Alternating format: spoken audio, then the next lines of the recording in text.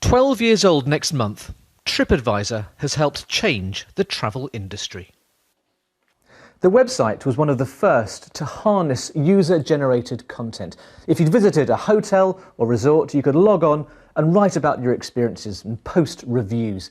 The concept has been a huge success. More than 40 million people now visit the site every month. In Hastings in East Sussex, two businesses have witnessed the site's enormous influence at first hand.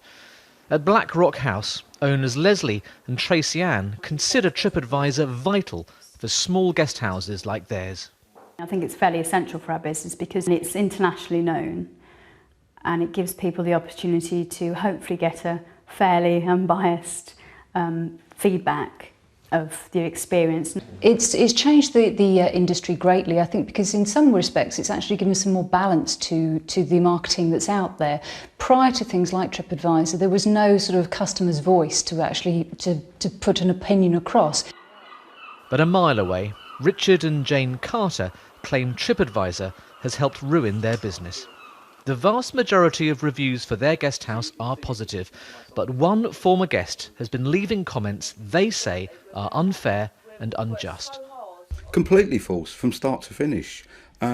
We catered for their every need. We bent over backwards for them, more than a lot of B&Bs do.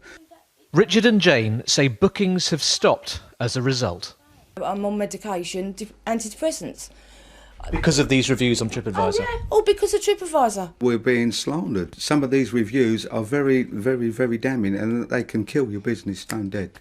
It's a website that's helped shift power from hotels and guest houses and placed it at the fingertips of travellers. For some, that's been a blessing. For others, a curse. Tim Muffet, BBC News.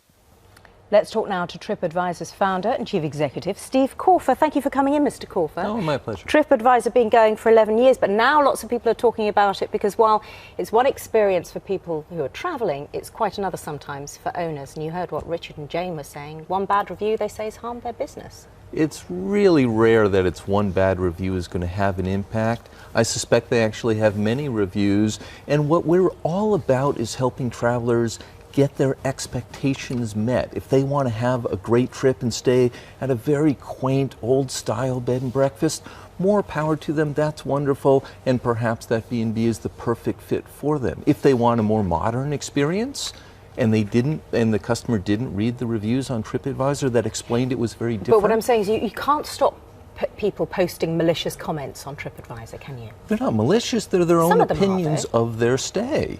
And we have 60 million reviews and opinions, so it's really a wide spectrum of people who expect all sorts of different things. If they're in the hospitality industry, they know they will not please every single guest every time. How do you stop people writing malicious reviews? How do you police that? How do you stop people, or how do you stop people writing, good reviews of their own restaurants? So we've actually been at this issue for a dozen years. First, I want to point out that when you look at the average scores on TripAdvisor, it's 4 out of 5. If 5 is best, the average review is extremely positive. And UK travelers in particular are also 4 out of 5. So we look at the trust that people have placed in TripAdvisor and treat that with incredible care. Do you have a mechanism for dealing with a specific instance where you are told, we think this is malicious or has been written from a dishonest point of view in some respect? Do you have a way of taking that off the system or investigating it? Does that happen? Absolutely. When a review comes in, we'll apply numerous automatic scans to make sure that it's meeting our criteria, both for content, in terms of foul language or something like that, as well as suspicion. If we think a hotel is trying to play up their own property or play down their neighbor's property, we flag it. And how would you know, though? I mean, there's just an email from Jane in Padstow who says she knows several business owners who regularly write their own reviews. How would you know that it was written by a business? We are very, very good at it from a dozen years of doing it. We also have a team of people that investigate the reviews. So if in fact anyone on the site looks at a review and thinks it's suspicious, they can tell us. If any owner How do they tell?